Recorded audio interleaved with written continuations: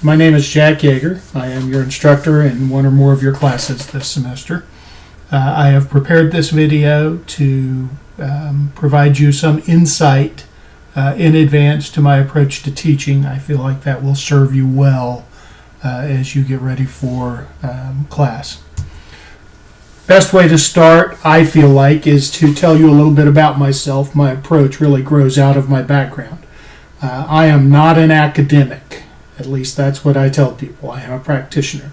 I do have a PhD in finance, but rather than coming straight out of my PhD into teaching, I spent 20-something years working in the industry.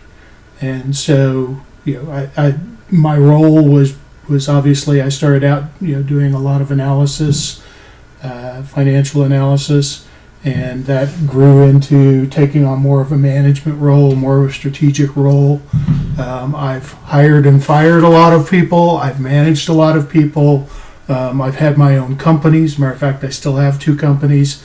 And so I have a pretty good idea of what employers expect versus what they get from college graduates. And I really have committed myself to preparing you as much as possible to be strong contributors when you enter the real world, so that you look like some of the very good hires that I have had in the past and less like some of the questionable hires or interviews that I've had in the past. You'll see that my teaching methods reflect this goal, that they're really focused on getting you ready for the real world. I've been working on this method for a little while now. I have tried it out in other classes, and my former students have told me that the method takes a little bit of getting used to, but that they feel like it has helped them learn more than they do in most other classes. They actually are the ones who suggested that maybe I would provide some sort of a video or something as insight into the method at the beginning of courses, and that might help people adjust better. And so that's what this video is. As far as the method, I think of it as that I am trying to address some issues that I think exist with the sort of traditional classroom approach. When I say that, what I think in terms of are a few things. One is it is an approach that is based on a textbook and reading a textbook, working textbook problems, so forth. It is an approach that's based on students coming to class, professors lecturing in class, you take notes, all of that sort of good stuff. And so most of class is really about me talking and you listening, and not a whole lot of you talking. And traditional approach usually involves in-class assessments, where much of the focus is on what you can remember and not so much on really stretching your ability to explain, understand, and do complex things. My view of that traditional approach is that it is more like a high school approach and much less like the type of training approach that we use in the business world. I guess I don't want to speak to why, other than that in the business world, failure is not an option. Our goal is for everybody in the training programs to get the thing that we're teaching, to be able to do it successfully, and to be able to contribute to the business, obviously.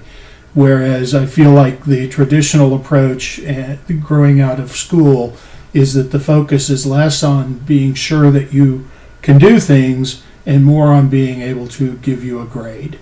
And quite frankly, I'm far less about giving you a grade and far more about improving your abilities. So my solution to that falls into 3 sort of categories. One is I teach in a real world context. I'll explain what I mean by that in a minute. 2 is I make use of a flipped classroom, which I will also explain. And 3 is that all of my assessments are outcome based. And again, I'll explain that here in a minute. So let's talk about the real world context. In my classroom, all topics are taught in the context of some real world situation. You will be posed a context, a problem. You are the manager of such and such company, and you guys are considering doing X, and the executive team is looking for recommendations on whether you should do that or how you should do it, and they are looking to you for input. Think of it as those kinds of context. And so many of these situations that I will put to you are situations that I've either personally been involved in the real world, or that I've witnessed, or I'm aware that others have been involved in. And so to me, that provides an anchor to you for why what we're doing matters. It also provides an anchor to me. If I find myself talking about something that really isn't relevant to the context, the real world situation, then that's sort of some fluff that's maybe interesting, but not particularly relevant. That will sort of direct me back into things that are the most important for you. In addition to the things being taught that way, I will, whenever possible, expect you to acquire and use real-world publicly available information in your assignments. And so, for example, in many of my classes, I might ask you to adopt a particular firm, or something else, maybe a particular company or a business opportunity or something like that. But I will ask you to basically adopt something in the real world and to answer questions using information from that real world company or whatever it is. I believe that doing that provides you the opportunity to learn where all of that information is and practice how to find it. And that one of the things that is true, I find, is that problems in textbooks are often simplified quite a bit. They clean up the data, they make it so that the result is predictable, whereas real world is messy. And it's important for you to learn how to deal with the messy part of the real world. Matter of fact, that's the part that makes you more valuable than a computer. And so I spend a lot of time reinforcing the idea that you should learn how to deal with those issues. And quite frankly, I hope you come up with some messy issues, and those will be good discussions for class, and everybody will benefit from that. The last thing I mean when I talk about the real world context relates to how you will be assessed. When you are assessed, you will be assessed in a similar context to the situation that the topics are taught in. And so you will be asked to explain things the way you might explain them to somebody in your company who is coming to you for help. If I ask you to do something, it will be that I ask you to do something and either make a decision or provide a recommendation or whatever else in the context of an issue or a challenge that a company might normally face. And so again, the assessments are about that. The other thing about the assessments is that they will be conducted in a way, and I will cover that again a little bit more in a later bullet, but they will be conducted in a way that's more consistent with how you would be expected to perform in the real world. And so again, I think I see the discussions in class as practice for the assessments, and I see the assessments as practice for the real world. And so ideally you'll get 2 or 3 opportunities to practice for the real world in my class as it relates to each topic. The second element, as I said, of my approach is the flipped classroom. It's called the flipped classroom, I guess, because There are no class lectures. It is my job to prepare, whether that's via a video like this or some sort of a written document or whatever it is, but it's my job to provide you with resources and directions and assignments prior to class, and you should go through and watch the videos or do the research on the internet or whatever else. You should be doing all of that before you come to class, and you will know what it is that we will be doing in the class, and you need to be prepared for that. And so as a result of that, there's no need for us to spend a bunch of time in class with me reading a textbook to you or providing you slides over that. That's not how I can benefit you the most. And that's certainly more consistent with the way that training is done in the real world and how adult training is done, and I consider all of you adults. The second element of the flipped classroom is what we will do in class. In class, you will be practicing. Now, what do I mean by that? The most common types of things that I ask you to do are to explain things or to describe how you would do an analysis or to actually do an analysis. I might also ask you to find some research on something. Those are all kinds of things, if you will, if you think of it in terms of assignments. Those are all kinds of things that you could imagine that you would be asked to do in a job. And I want you to try and do those outside of class. And then in class, I will provide some time for you to work with the other folks in the class and talk with them about who was able to find what and where they were able to find it, and see if you can use all of your resources in class to collaborate on getting a good outcome. And then after I give you that little bit of time, then I will generally I will call on individuals in the class to show me what you got. So if that's a discussion, I'll call on somebody to come up and lead a discussion responding to a prompt or whatever it is. If it is an analysis, I'll ask somebody to come up and present or describe their analysis. And that may be on a whiteboard, spreadsheet, whatever it is, so you need to be ready for that.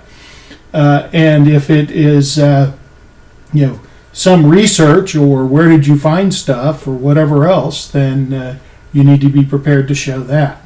And so at the end of the day, the class time, the bulk of the class time is going to be spent with you showing me and others what it is that you've done, how far you've gotten on it, and if you got hung up on something, where you got hung up on it, so that I or others in the class can practice helping you through that. And again, I think that one of the real benefits of that is that those of you that have figured it out, this will be a great opportunity for you to practice how to explain to others how to do it, which is something that you would want to be able to do in the real world. And for those of you that haven't figured it out, whatever that it is, this would be a great opportunity for you to practice how you go about explaining what you've done so far, identifying really what the block is for you, so that others can help you. One of the keys to success, I know, in the real world is to use all of your resources. And sometimes your resources are another person who knows something that you don't know. But to use that, you have to, number one, be able to clearly articulate what you're stuck on. And number two, be comfortable showing that to other people so that they can help you out. Trust me, not everybody knows everything, and so this is great practice for that. The third element of the flipped classroom is really me. I mean, if I'm not lecturing and I'm not leading discussions, then what am I doing? The short answer to that is I am there to, number one, direct the structure of the class. And so I will plan the activities in the order of activities to kind of put you in the situations where you can best learn. Number two, I'm there to mentor you and build your understanding and abilities, building your understanding and abilities, sorry. And so if you are hung up on something, I might first see if anybody else in the class can help you with that. And if they can, that's great. And if not, then I will be there to help you with that so that we can overcome obstacles. But also there will sometimes be concepts, or could be anything, where quite frankly you've encountered something that is a real world messy issue that not everybody else has encountered, and it's my job to sort of bring to the forefront for everybody that, hey, this is something that while the rest of you didn't encounter it, you might encounter it in the future. And so it's kind of a neat opportunity to dig in. The last job that I have is to basically teach you how to teach yourself. Now, I know that seems kind of cheesy and maybe sounds lazy of me, but trust me, it's not.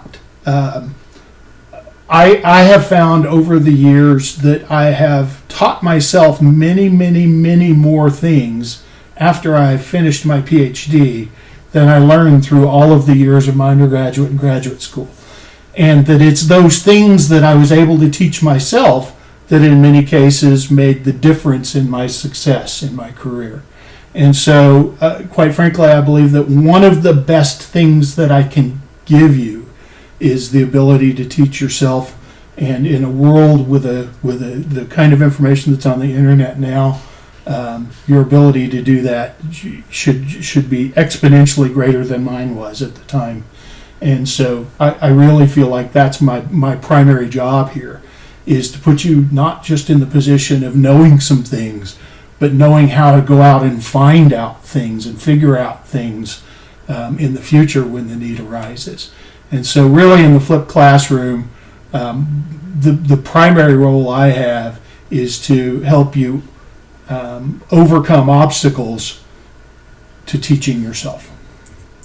The last element of my approach is that it is outcome-based.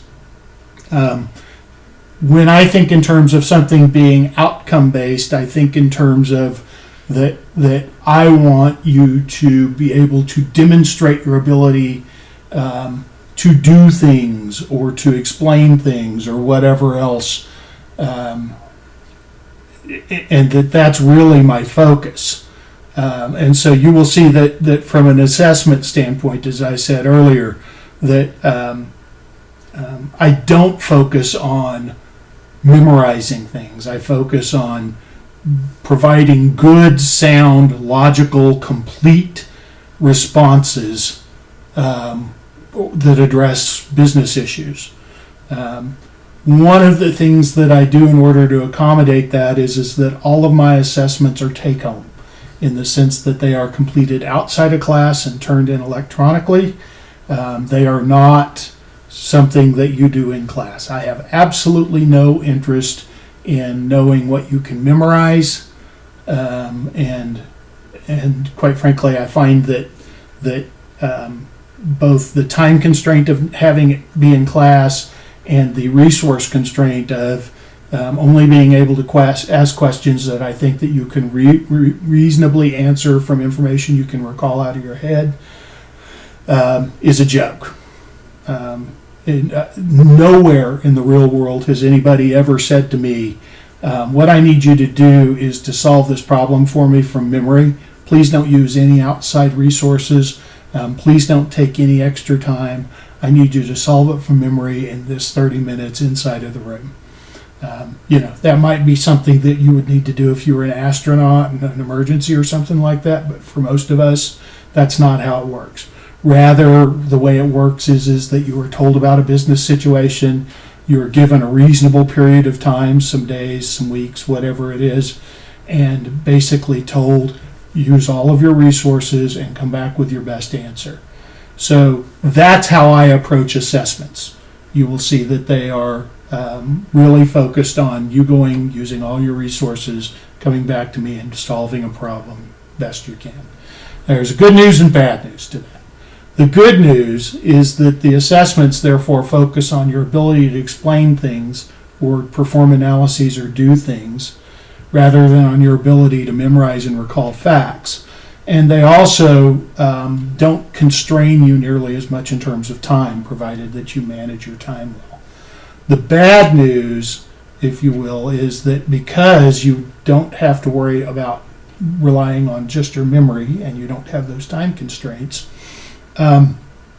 I expect you to use all your available resources. I expect you to do additional research. I expect your responses will be of very high quality. And so the bad news is that I should rightfully expect more from you under this format than I would expect from you in an in-class quiz. So I'll leave it at that.